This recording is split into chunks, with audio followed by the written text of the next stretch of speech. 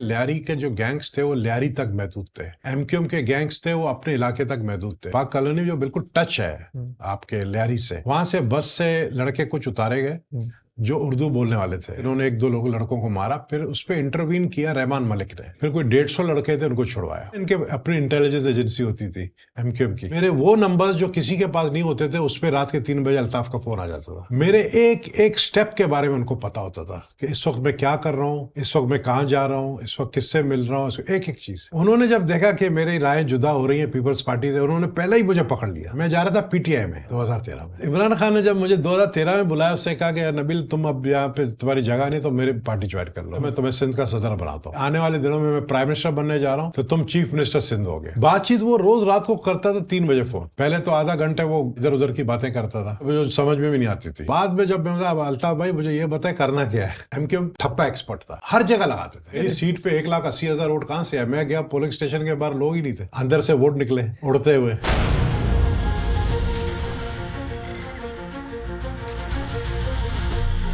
Gang वार के खौफ से एमक्यूएम में शामिल हुआ गलत है? नहीं, बिल्कुल गलत है। क्योंकि देखिए, एमक्यूएम में शामिल इसलिए नहीं हुआ था कि मैं उनके मिलिटेंट विंग लेकर मैं लियारी में लड़ूं। मैंने कोई मिलिटेंट विंग लेकर लियारी में तो नहीं लड़ा। एमक्यूएम का मिलिट्री विंग जो लियारी से लड़ रहा था, गैंग चल रही थी, गैंग लियारी गैंग वार। लियारी देखें, लियारी के जो गैंग्स थे वो लियारी तक महदूद थे। एमक्यूएम के गैंग्स थे वो अपने इलाके तक महदूद थे। ना वो लियारी में आते थे, ना लियारी वाले उनके इलाके में जाते थे। वो आपस में कभी नहीं लड़े।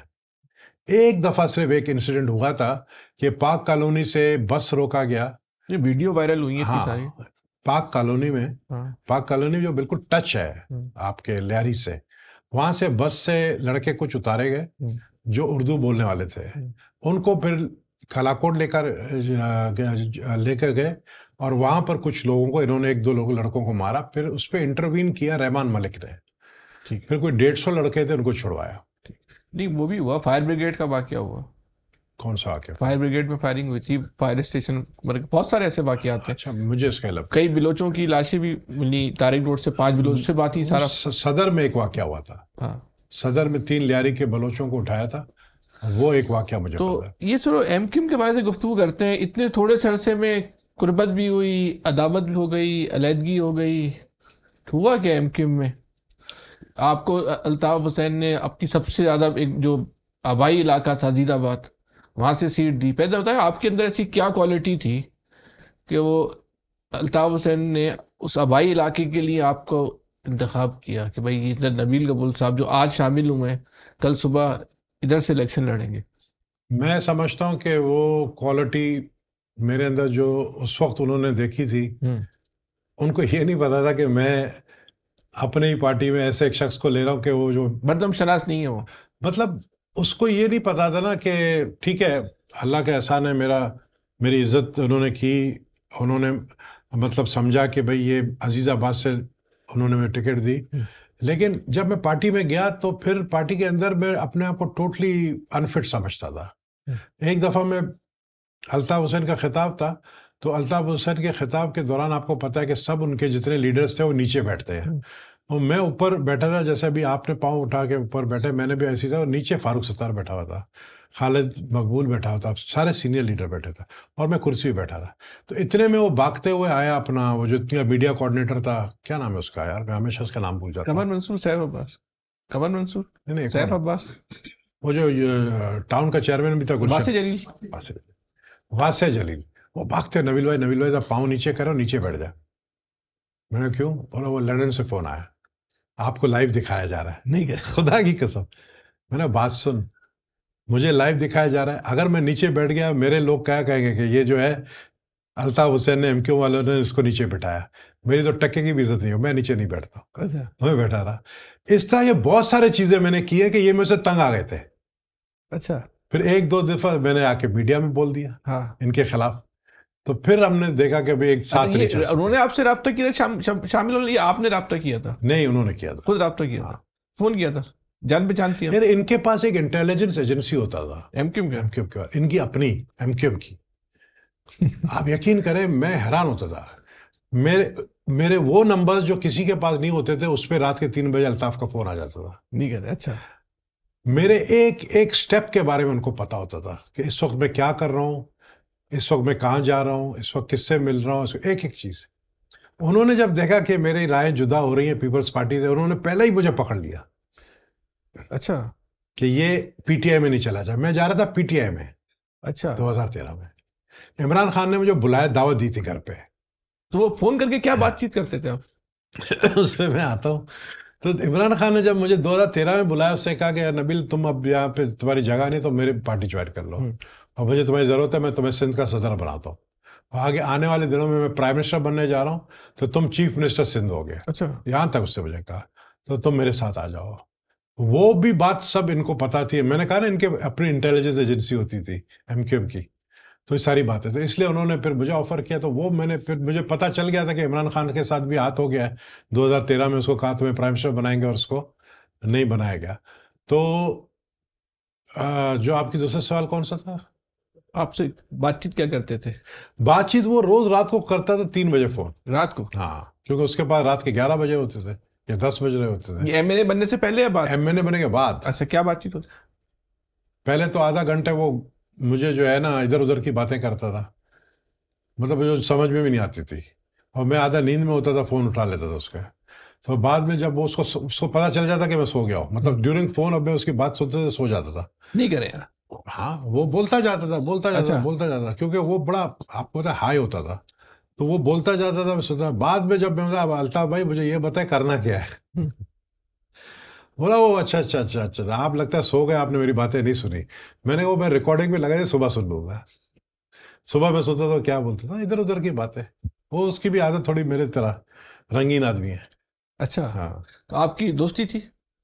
अल्ताफ हुसैन से मेरी दोस्ती नहीं थी, लेकिन हाँ, मैं उनसे लंदन में, उन्होंने मुझे एक बहुत ज़बरदस्त किस्म का दावत दी थी जब मैं लंदन गया था, जब मैं डिप्टी स्पीकर था। हुआ ये था कि मैं जब डिप्टी स्पीकर सिंध असेंबली था 3 साल तक, तो मेरे स्पीकर बहुत हाउस में कम आते थे, ज़्यादा हाउस मैं चलाता था। तो ये ऑपोजिशन में थे एमक्यूएम, और एमक्यूएम के कोई 8 के करीब एमपीएस जेल में थे। तो मैंने अपनी अपनी तरफ से, वसीम अख्तर, फारूक, ये सारे जितने थे, तो मैंने अपनी तरफ से आर्टिकल 90 इस्तेमाल करके उस वक्त मैंने इनको प्रोडक्शन ऑर्डर जारी कर दिया। तो जिस पे चीफ मिनिस्टर साहब नाराज हुए कि मुझसे तूने पूछा नहीं इनको। मैंने कहा एमपी हैं, मैं स्पीकर हूँ, बुरा लगता है, एक तरफ पूरा खाली है ऑपोजिशन का, बुला लिए तो क्या हो गया, आप छोड़ दो आप। तो मैंने एक किस्म का इनके साथ ये फेवर किया। तो इसके 8 जो है सारे एमपीएस को मैंने फिर सिंध असेंबली के अंदर ड्यूरिंग सेशन कमरा दे दिया था, ये तुम्हारा कमरा है, तुम्हारा। तो वो अपने फैमिली के साथ वहाँ पे बैठते थे। तो वो इस लिहाज से भी मुझे, मतलब मेरी बड़ी कदर करते थे कि यार इससे इतना, मतलब हमारे लिए फेवर किया उसने। अभी ये एमक्यूएम पर इल्जाम है कि वो धांधली से जीतती थी, आप तो खुद एमएनए बने, तो धांधली हुई थी आपकी? नहीं, धांधली देखे 2 किस्म की होती है। एक तो धांधली जिसकी तरफ आपका इशारा था, फॉर्म 47 होता है, और एक तो धांधली होता है, याद है, वो तो याद ही भी हुई है। अब मैं आपको मैं नाम नहीं लूंगा, एक बंदा अभी मिनिस्टर भी बन गया है, इस्लामाबाद के नजदीक का एक एमएनए है। तो उसने मुझे कहा कि यार, किसी ने मुझे पूछा कि यार तू कुरान उठा ले कि तू फॉर्म 47 से नहीं जीता है। उस जमाने में? अभी अच्छा, इस इलेक्शन में, 2024 की, वो बता रहा था। तो कह रहा मैंने कुरान उठा लिया। मैंने, यार मुझे खुद पर्सनली पता है तो 40,000 वोट से आ रहा है, तेरे को जितवाया गया। कह रहा हाँ, लेकिन मैंने थोड़ी धांधली की है। मैंने कुरान इस बात की, मैंने धांधली नहीं की है। फॉर्म 47 बनाने वालों ने फॉर्म 47 बना लिया, मैंने तो नहीं की ना यार। इस तरह वो बोलते हैं। उस वक्त कौन एमक्यूएम के क्या बोलते थे, एमक्यूएम ठप्पा एक्सपर्ट था। आपकी सीट पे अजीताबाद में भी लगाते थे? हर जगह लगाते थे। नहीं, आपकी सीट पे लगे मेरी थे? सीट पे 1,80,000 वोट कहां से है? मैं गया पोलिंग स्टेशन के बाहर, लोग ही नहीं थे। अच्छा। अंदर से वोट निकले उड़ते हुए, फ्लाइंग वोट्स। अच्छा। हाँ, तो वो ठप्पा एक्सपर्ट थे। अच्छा, तो आप एमक्यू में काफी करीब रहे, तो आपने 15 महीना में एमक्यू में रहा। नहीं, उसमें करीब कहते क्या, हैं नहीं, मैं करीब कभी नहीं रहा। चलिए, ये कहा जाता है कि एमक्यू के अंदर एक मुसल्ला विंग था, तो आपने देखा? मैंने नहीं देखा, मैं झूठ क्यों बोलूं। मैं, शिकायत यही थी इनको, एमक्यूएम वालों को, कि मैं 90 नहीं जाता था, जबकि एमएनए को हर दूसरे दिन वहां बैठ के ड्यूटी देना पड़ता था। ये अच्छी बात मैं है, नहीं जाता था। लोगों के मसाइल सुनने के लिए बैठना चाहिए। मसाइल सुनने के बिठा बुलाते, अच्छी बात है, उनका बड़ा सिस्टम बड़ा जबरदस्त था। हाँ। मैं तो ये कहूंगा कि मैंने इतना ऑर्गेनाइज्ड पार्टी कोई नहीं देखी है जो एमक्यूएम था। तो मैं नहीं जाता था, तो उस पे भी वो नाराज थे कि मैं नहीं आता हूं, उनके मीटिंग्स में नहीं जाता था, उनके प्रोग्राम में नहीं जाता था। तो एक किस्म का ये एक मैरिज ऑफ कन्वीनियंस जिसको बोले। तो ये एक ऑर्गेनाइज पार्टी भी थी, फिर आपने छोड़ क्यों दिया? बस वो हमारे, मैंने कहा ना कि सरदार नबील गबोल नीचे नहीं बैठता है ना, सिर्फ नीचे बैठने की वजह से एक कि आम मिसाल दी आदमी में आपको बैठाया गया। इसमें मैं मिसाल दे रहा, अगर मैं ऊपर बैठा हूँ और आप बोले यार इधर आके नीचे बैठ जाओ, और कैमरे लाइव दिखा रहा है। हमारा एक पीर साहब था, अभी जिंदा, अभी वो पीटीआई में है, वो सिंध का बहुत बड़ा पीर था, उससे भी एमक्यूएम ज्वाइन की। तो एक दिन में देखा वो नीचे बैठा हुआ है, मैं पीर साहब आपके तो मुरीद आके आपके कदमों में बैठते हैं, बड़े पीर साहब खिताब कर रहे थे ना, आप नीचे क्यों बैठे हैं? कह रहा है यार तो छोड़ दो मुझे यार, नहीं तो इधर ये माइंड कर लेंगे।